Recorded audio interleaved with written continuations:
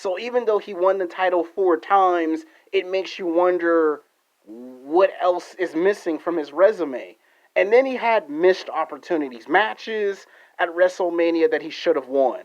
Losing The Undertaker twice, getting beat by John Cena. He did beat Chris Jericho, which was a good win. But the fact that he took on two legends and then became a legend by doing it is more than enough why he's on this list. Coming in at number 7 is Stone Cold Steve Austin, the Texas Rattlesnake. Now, Stone Cold won the title 6 times, and at that time, Stone Cold was the face of the WWE.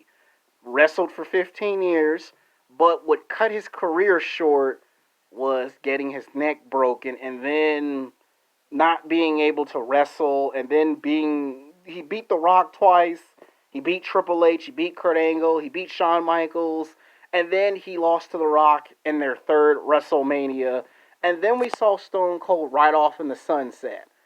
And WrestleMania 20 was his highlight, drinking beers with Goldberg before giving Goldberg and Brock both Stone Cold Stunners. And Stone Cold's the only guy that could be badass with or without the championship belt. So we will always remember Stone Cold when he had the skull on the championship belt. His classic matches with Vince McMahon over the WWE title bring so much value to the championship. Coming in at number 6 is The Rock. Now, The Rock is the people's champion. Everything that Dwayne Johnson says in professional wrestling, he is. For him to beat Mick Foley not once, not twice, not 3 times, but to beat Mick Foley 3 times made The Rock a 3-time world champion. Then to wrestle Chris Jericho, Stone Cold, Kurt Angle, Undertaker and Kane, Triple H. And you fast forward today, he can compete with today's stars. When they let him beat CM Punk for the championship, I was shocked.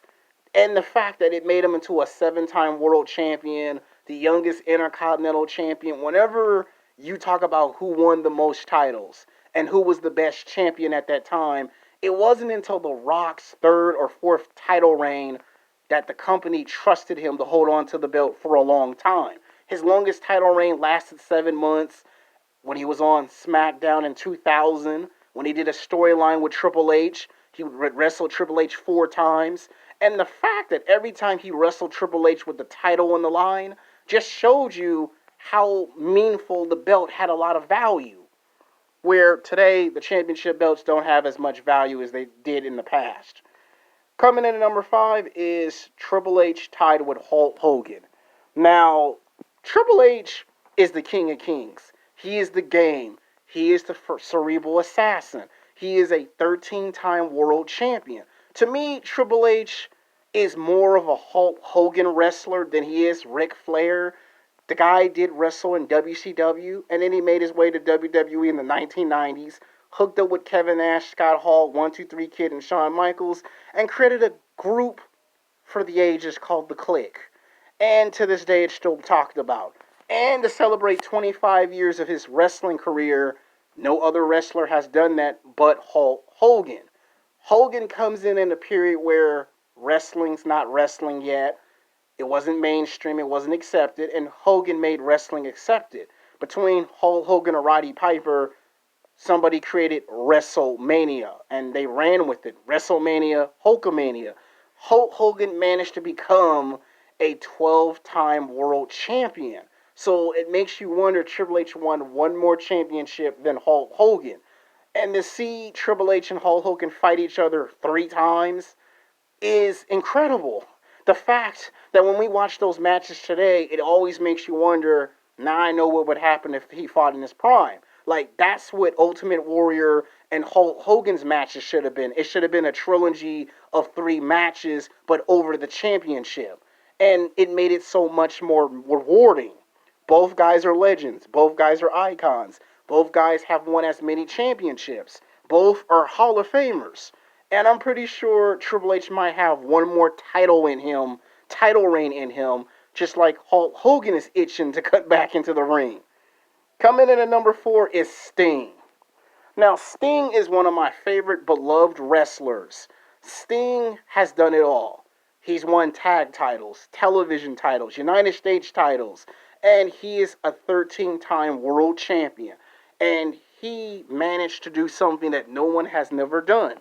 When he was wrestling for WCW for 13 years, he was a 9-time world champion. He goes wrestle in TNA, he wins the TNA title, all of a sudden he wins it 10 times, and he wins it 11 times, and he wins it 12 times. Then he finally comes to the WWE, which took 17 years for it to happen. Now, there was one opportunity for it to happen in 2002, and it didn't happen. He didn't like what he saw, and then it didn't happen. And then he finally, 17 years later, he wrestles in WWE, and he becomes a 13-time world champion, Hall of Famer, gets a DVD, and goes down in history as a legend and an icon. Finally, he wrestles Triple H, and we get that dream matchup that we never got. NWO versus DX. Finally, we got Bret Hart and Kurt Angle at number 3, tied. Now, Bret Hart and Kurt Angle are the greatest technical professional wrestlers. Bret Hart from Canada. Bret Hart also comes from a family. He's a second-generation superstar. Bret Hart got his first shot at the title against Ric Flair. The only problem with Bret Hart's first title reign, it was non-televised. But other than that, Bret Hart held on to the belt for 7.5 months, faced everyone, beat everyone, had matches with Kevin Nash and Scott Hall, 1-2-3 Kid, Shawn Michaels, Yokozuna, Vader, his brother, God rest his soul, rest in peace, Owen Hart, his brother-in-law.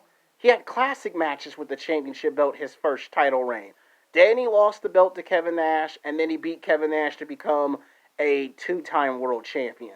Then he ended up losing it to Shawn Michaels, and then Shawn Michaels would vacate the title, and then Bret Hart would actually beat Psycho Sid to make himself a 3-time world champion. Then he would lose the title again, and then we would end up seeing we would see him have to go through Undertaker, and then he becomes a 4-time world champion. And then Bret would lose it back to Undertaker, and then we would see him try to take it again from Undertaker, and he became a 5-time world champion. So he won the world title 5 times. Now, his second and third and fourth title reigns were always cut short. Now, his 5th title reign, on the other hand, he managed to hold on to it for 3 months until we got to Survivor Series. And the Survivor Series match was terrible. And then when he goes to WCW, he becomes a 2-time world heavyweight champion, and then he gets kicked in the head, and then his career's over. And the guy been wrestling for 2 decades. A Hall of Famer, a legend, an icon, and he's the only guy that can wear some sunglasses, a pink jacket with some badass rock music, and come out of the ring and do it with such style. We will never forget Bret the Hitman Hart. On the other hand, we have Kurt Angle. Kurt Angle is like another version of Bret Hart. He does wrestling in college. He wins an Olympic gold medal with a broken neck. He comes in the late 1990s, early 2000s. He beats The Rock for his first championship. He beats he beats Triple H for his 2nd title. He beats Undertaker for his 3rd title. He beats Chris Jericho for his 4th title. And it makes Kurt Angle into a 4-time world champion. Then he wins the title a 5th time. Then he gets hurt. Then he beats Mark Henry. And he becomes a 6-time world champion. And he wrestles less than 7.5 years. And then he gets a career injury. And then he goes to TNA. And then he wins championships in TNA. Wins a belt in Japan. And then he comes back to the WWE 2 years ago and has one more match. And leads his team to Survivor Series. That's an impressive resume. And if Kurt does wrestle for A&W, don't be surprised that there's another championship, another title run in Kurt Angle. Miracles can happen. The 3 intensities: intelligence, intensity, integrity. Kurt Angle. Alright, coming in at number 2 is Booker T. Now, Booker T was a 10-time tag team specialist with his brother Stevie Ray in WCW, where he wrestled for 10 years. Then he won his first World Heavyweight title by beating Hulk Hogan. Then he beat Kevin Nash for a second title. Then he beat Ric Flair. Then he beat Lex Luger. And then when it came to him becoming a 5-time World Heavyweight Champion, he beat Scott Steiner in 2001 in the final episode of WCW Monday Nitro, which was very positive because he got to finish the night out as champion. Only problem is when he came to WWE, he had to drop the belt to The Rock and never got to finish his actual title reign. And it wasn't until 10 years later in WWE that he would eventually become a 7-time world champion, and then he would go to TNA, win the TNA title, then he would win the title 8 times, and then to be a Hall of Famer. What more could you ask of Booker T? Coming in at number 1 is a man among men. A man who took a sports philosophy, a principle, and made it apply to all sports across the world. Basketball, football, baseball. To beat the man, you have to beat the man. The Nature Boy! The Nature Boy Ric Flair! 16-time World Heavyweight Champion, baby! Jet flying, Will Dillon, son of a gun! Woo! The Nature Boy! One time don't mean nothing! Ric Flair is the best champion in professional wrestling. You can't mention wrestling without mentioning Ric Flair. You can't say championship without mentioning Ric Flair. Anybody who's a wrestling fan will realize he's been in the business for 4 decades. He's won 16 World Heavyweight Championships. He wrestled everywhere. Canada, Japan, Mexico. He's been in the AWA, the NWA, WCW, WWE. He's been in TNA. He's wrestled everywhere. He's wrestled everyone. He's beaten everyone. And to become a veteran and to come in and help out the next generation is something that you want. Like if you came into wrestling today, you would want somebody like Ric Flair to come in your corner and give you a lot of advice. And he kind of became a mentor to Batista, Randy Orton, Triple H, and had classic matches with a lot of these guys. And for him to be in his 50s, his 60s, and to want to get inside the ring and show you that he still has the fire, I don't know what to tell you. The only problem with Ric Flair is when he got to WWE and when he became champion, there was one match we never got for years. We never got Ric Flair versus Hulk Hogan. Yes, it happened several times in WCW, where in WWE, when they had both at the same time, they could have made the match work for the title. It took like almost 12 years to get Ric Flair versus Hulk Hogan in WCW. So when they finally got Ric Flair and Hulk Hogan together in WCW, they were able to do what WWE could not. And when they have them back, you never see Ric Flair and Hogan together. And to me, it begs the question, what could have happened had these two guys faced each other in their prime?